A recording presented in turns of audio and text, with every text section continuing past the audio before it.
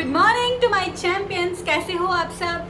So last videos में मैंने अपनी नीट एस्पिरेंट की स्टोरी आपसे शेयर करी थी, जिसमें मैंने अपना पूरा स्ट्रगल आपको बताया और एंड में जाके थोड़ा सा मैं इमोशनल हो गई थी। इस वजह से मैं वीडियो कंटिन्यू नहीं कर पाई, क्योंकि मैंने लाइफ में इतनी मिस्टेक्स करी है, इतने रॉन्ग डिसीजंस लिए हैं। इसीलिए आपसे कह रही हूँ, अभी भी वक्त है, संभल जाना, गलत डिसीजन बिल्कुल मत लेना। और मेरी ये जर्नी शेयर करने का मोटो सिर्फ इतना है कि जो गलतियां मैंने करी है वो आप बिल्कुल भी रिपीट मत करना। मेरी आपसे रिक्वेस्ट है, क्योंकि ये जो टाइम पीरियड है हम इतने पैनिक हो जाते हैं और पैनिक होने की वजह से हम थोड़े से गलत डिसीजन ले लेते हैं, लेकिन बाद में हमें जाके पता चलता है कि वो गलत है, हमें ऐसा नहीं करना चाहिए था। तो वैसे तो मेरा आगे की स्टोरी कंटिन्यू करने का थोड़ा सा मूड कम ही था कि रहने देते हैं, इसलिए मैंने आपसे कम्युनिटी पोस्ट पे पोल भी किया था कि आपको कॉलेजेस के बारे में जानना है क्या। बट कमेंट्स ये आ रहे कि दीदी आगे की स्टोरी सुननी है, आगे की स्टोरी सुननी है। तो फिर मैंने सोचा चलो ठीक है, आज की वीडियो में सुनाएंगे हम नेक्स्ट आगे दीदी की लाइफ में क्या हुआ। लेकिन उससे पहले let me introduce my self. So my name is Akshita Sharma and I am the final year student of a BMS college and I am from, अब तो याद हो गया होगा ना, राजस्थान।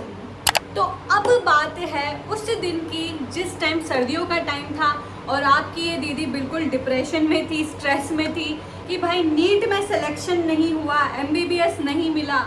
दूसरी चीज़, BMS के फर्स्ट ईयर के एग्ज़ाम सिर्फ इसलिए नहीं देने दिए क्योंकि आपकी सिर्फ और सिर्फ एक सब्जेक्ट में 6% अटेंडेंस कम है और आप पूरी क्लास में सिर्फ एक ही बच्ची हो जो बाद में एग्ज़ाम देने वाली है।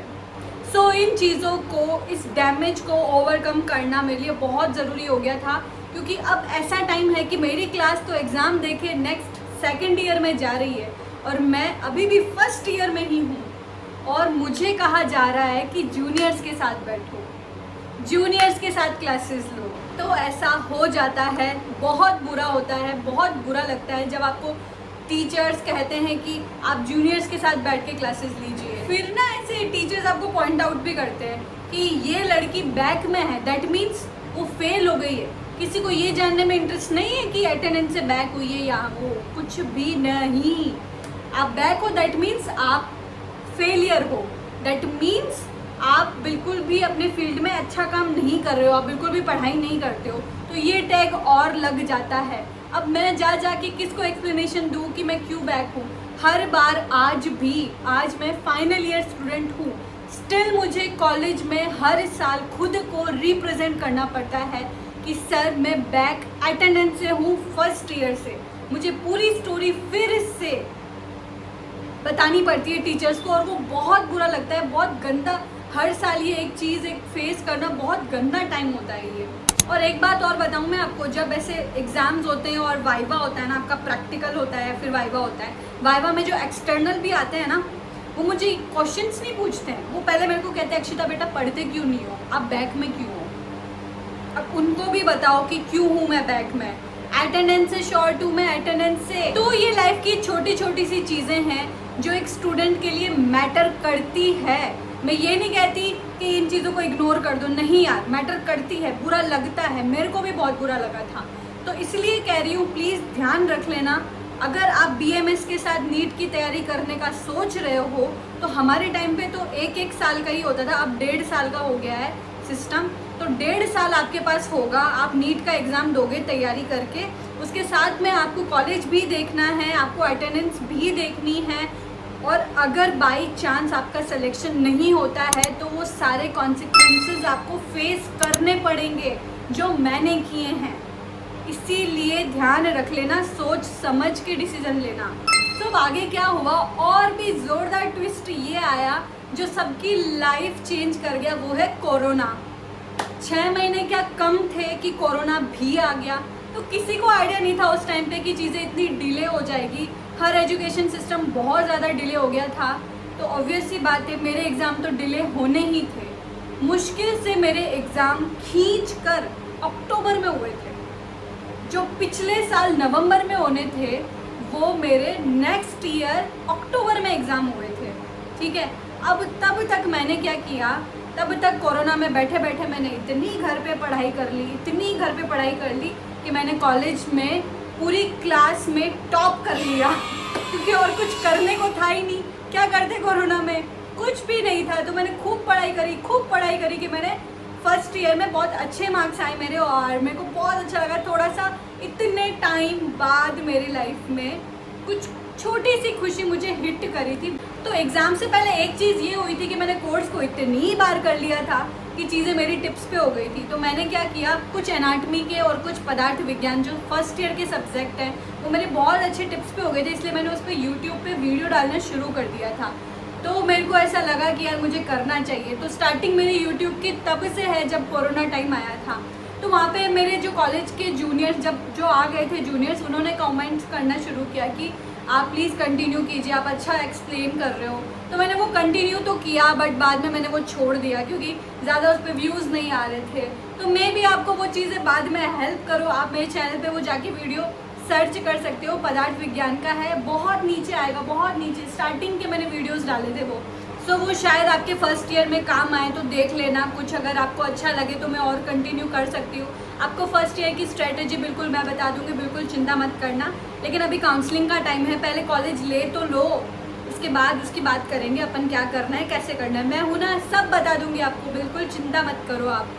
तो अब आगे की स्टोरी कंटिन्यू करते हैं। तो छोटी सी अचीवमेंट मेरी लाइफ में आई कि मैंने फर्स्ट ईयर में अच्छा स्कोर किया। उस वजह से ये फ़ायदा हुआ कि कॉलेज में एटलीस्ट अब मेरी थोड़ी अच्छी इमेज बनने लग गई। और ये फीलिंग कितनी अच्छी होती है ना यार। मतलब मैं जाती हूँ, आज भी मुझे कहते हैं टॉपर है, पीछे रह के भी एग्ज़ाम निकाल लेती है। वाह यार, कुछ तो अचीव किया, कुछ मेरा एक पॉजिटिव इम्पैक्ट पड़ा कॉलेज पे। और लाइफ में भी पॉजिटिव इम्पैक्ट ऐसे पड़ना शुरू हो गया था कि यार तू BMS में टॉप करी है, दैट मीन्स तू इसमें और अच्छा कर सकती है।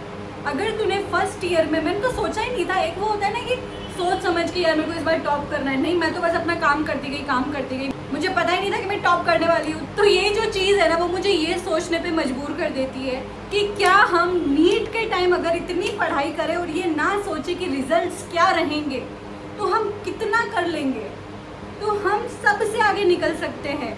क्योंकि देखो ऐसा तो होता नहीं है कि हम पूरे साल मेहनत करें और हमारे दिमाग में एक बार भी ये ना आए कि हमारा सिलेक्शन होगा या नहीं होगा। आता है, बहुत बार आता है, और ये चीज़ हमें कहीं ना कहीं पीछे खींच लेता है। इसलिए कोशिश ये किया करो कि जब आप नीट की प्रिपरेशन कर रहे हो या आप किसी भी एग्ज़ाम की प्रिपरेशन कर रहे हो, तो ये ध्यान रखो, रिजल्ट्स पे मत ध्यान दो। आप खुद पे वॉच करो कि आप अभी क्या कर रहे हो। आप अभी पढ़ रहे हो ना, बस। अगर दूसरा थॉट आ रहा है आपके दिमाग में कि सिलेक्शन होगा या नहीं होगा, वहीं कुछ बोल दो खुद को। या तो आप अंदर ही अंदर मन में बोल दो या फिर वर्बली बोल दो। वर्बली बोलने से दिमाग हमारा ज़्यादा काम करता है, क्योंकि अंदर ही अंदर बोलने से तो फिर फाइट शुरू हो जाती है, ऐसे कर लेंगे, वैसे कर लेंगे, नहीं होगा, वो होगा, हमारी प्लानिंग शुरू हो जाती है। इसलिए वर्बली खुद को बोलो, अभी जो सामने है हमें वो करना है, वहाँ पे फोकस करना है। ये लाइफ का बहुत बड़ा लेसन है जो आपको अभी सीखना चाहिए कि कुछ भी काम करो उस पर फोकस रहो, रिजल्ट का अभी मत सोचो, प्रेजेंट में रहो और उसी पे फोकस करो। ये जो छोटी छोटी सी चीज़ें मैं आपको बताती हूँ ना, कैसे करना चाहिए, वैसे नहीं करना चाहिए, ये सारे मैंने एक्सपीरियंस किए हैं, इसलिए मैं आपको पहले बता रही हूँ कि देखो ऐसा करना चाहिए, वो नहीं करना चाहिए। मैं यहाँ पे कोई आपको एक लेक्चर नहीं दे रही हूँ, कोई पढ़ के नहीं आ रही हूँ मैं बुक की, यार आज मैं बच्चों को ये बोलूँगी, नहीं, ऐसा कुछ भी नहीं है। ये मेरे एक्सपीरियंस है, छोटे छोटे से जो मेरे को बहुत कुछ सिखा चुके हैं, और मैं चाहती हूँ कि आप भी उन चीज़ों का ध्यान रखो, वो आप भी सीख लो। तो अब देखते हैं स्टोरी में क्या होता है। अब कोरोना तो आ गया, मेरे एग्ज़ाम्स भी हो गए और रिज़ल्ट भी आ गया, अच्छा हुआ। पर कोरोना आपको पता है काफ़ी लॉन्ग टाइम तक चला था, जिस वजह से सेकेंड ईयर भी बहुत लंबा रहा, तो चीज़ें सारी डिले होती गई। 6 मंथ तो मैं बैक हुई और भी चीज़ें डिले होती गई, अभी भी स्टिल चीज़ें अपनी जगह पर नहीं आई हैं। तो कोरोना की वजह से बहुत नुकसान सबको हुआ है, और मेरे को भी काफ़ी नुकसान हो गया उसका कि मेरी डिग्री एक तो 6 महीने लेट है, ऊपर से कोरोना की वजह से थोड़ी सी और लेट हो गई है। और इस टाइम पे एक चीज़ और दिमाग में आ रही थी कि कोरोना के टाइम सबको अटेंडेंस यूँ ही मिल रही थी हर जगह, इवन मेरी कॉलेज में अटेंडेंस यूँ ही मिल रही थी कि ऑनलाइन ऐसे ही हो रही है अटेंडेंस वगैरह। तो फिर कितना बुरा लगता है ना कि यार जस्ट कुछ टाइम पहले आप अटेंडेंस की वजह से पीछे हो और आज वो चीज़ आपको ऐसे ही सबको मिल रही है। वो भी बहुत बुरा लगता था कि यार अब ये थोड़ा सा एक सेल्फिश पार्ट हो जाएगा कि यार कोरोना पहले आ जाता, या मेरा फर्स्ट ईयर कोरोना के टाइम आ जाता, या ऐसा कुछ हो जाता, तो बहुत ऐसे लगता है यार शिट यार। बट नहीं, ऐसे सेल्फिश नहीं होना चाहिए। बस मैं अपना थॉट बता रही थी कि मेरे को थोड़ा सा ऐसे लगा कि यार ऐसा कुछ हो जाता तो आज मेरी लाइफ कुछ और होती। बट ठीक है, ये 6 महीने जो मेरे को पीछे रख दिया, अब मैंने सोचा है कि मैं अपने टाइम को यूटिलाइज करूँगी। तो उसके बाद आता है मेरा सेकंड ईयर। सेकंड ईयर में वैसे तो कोरोना टाइम था, मोस्ट ऑफ कोरोना में ही चला गया, बट कुछ मुश्किल से 4 से 5 मैंने प्रैक्टिकल क्लासेस अटेंड की होगी। उसमें मेरे को बहुत इंटरेस्ट आया, बट बात ये थी कि कोरोना की वजह से क्लासेस फिर से बंद हो गई थी। इंटरेस्टिंग ये था कि यार वहाँ पर आप ना मेडिसिन फॉर्मूला सीखते हो कि मेडिसिन कैसे बनाई जाती है। ये सारा प्रोसेस आप सेकंड ईयर में सीखोगे और बहुत इंटरेस्टिंग है, आपको बहुत मज़ा आएगा।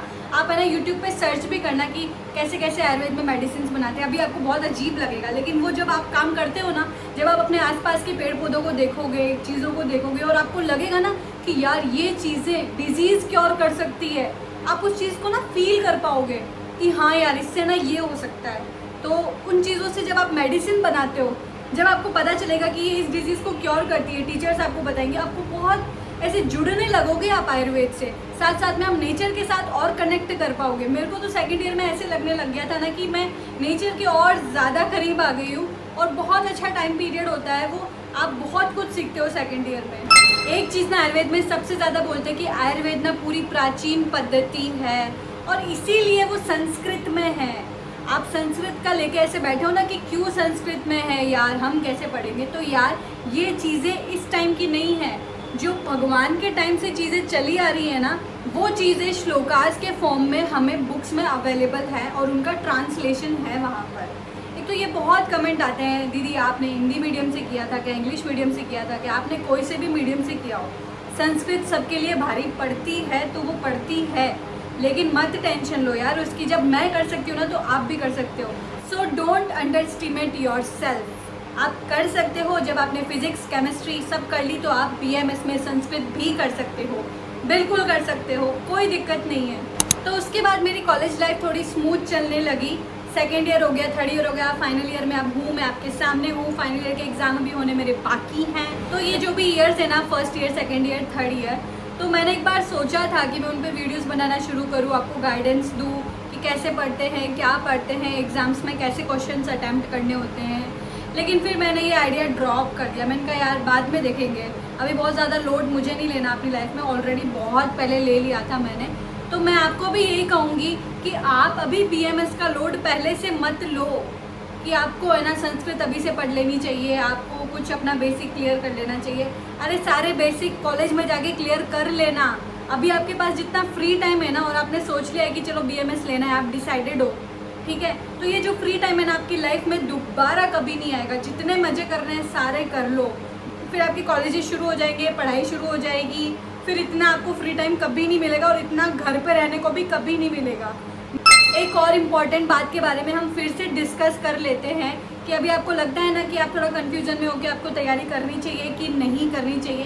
उसके लिए आपको सबसे बेस्ट टिप मैं ये दूंगी कि अभी काउंसलिंग में टाइम है, अभी नहीं स्टार्ट हुई है BMS की काउंसलिंग, और वो शायद सितंबर में जाके होगी, अभी कोई कंफर्मेशन भी नहीं है। तो ये टाइम पीरियड है ना, आप जितना ये काउंसलिंग कब होगी और ये कॉलेज अच्छी है क्या, ये है क्या, ये सारी चीज़ें तो कर रहे हो, साथ में एक काम और करो, पढ़ाई शुरू कर दो नीट की।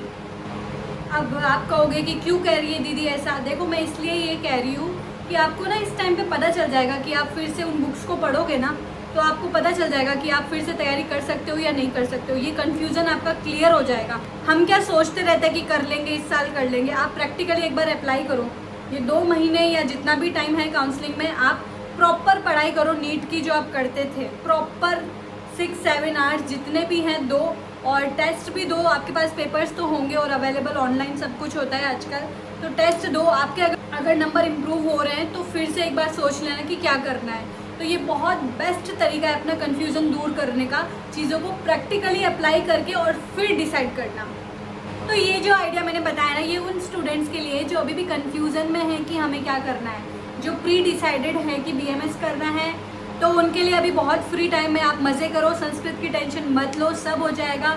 और जो लोग कन्फ्यूज़न में हैं वो इस चीज़ को ज़रूर अप्लाई करके देखना, आपको ज़रूर बहुत अच्छा इस चीज़ का रिजल्ट मिलेगा। एटलीस्ट आपका वो कन्फ्यूज़न दूर हो जाएगा। तो ये थी मेरी नीट से लेके BMS की जर्नी, और जर्नी तो BMS की अभी मेरी चल ही रही है।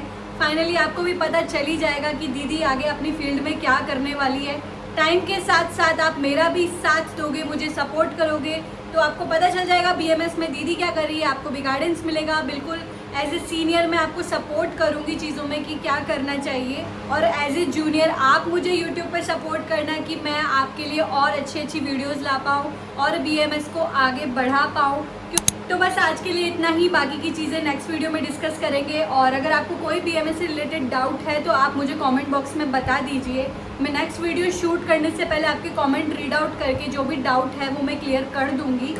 तो अगर ये मेरी जर्नी और मेरे एफर्ट्स आपको वर्थ लगते हो तो प्लीज़ वीडियो को लाइक कीजिएगा, अपने फ्रेंड्स के साथ शेयर कीजिएगा और खुश रहा कीजिए, अच्छे से पढ़ाई किया कीजिए, खुद को इम्प्रूव करने वाली चीज़ों को फॉलो कीजिए और मुझे भी फॉलो कीजिए। मैंने इंस्टाग्राम की आईडी अपनी डिस्क्रिप्शन में बता रखी है, आप मुझे वहाँ पे भी फॉलो कर सकते हो और यूट्यूब पे भी आप मेरे चैनल को सब्सक्राइब कर दीजिएगा। ओके, मिलते हैं नेक्स्ट वीडियो में, बाय बाय।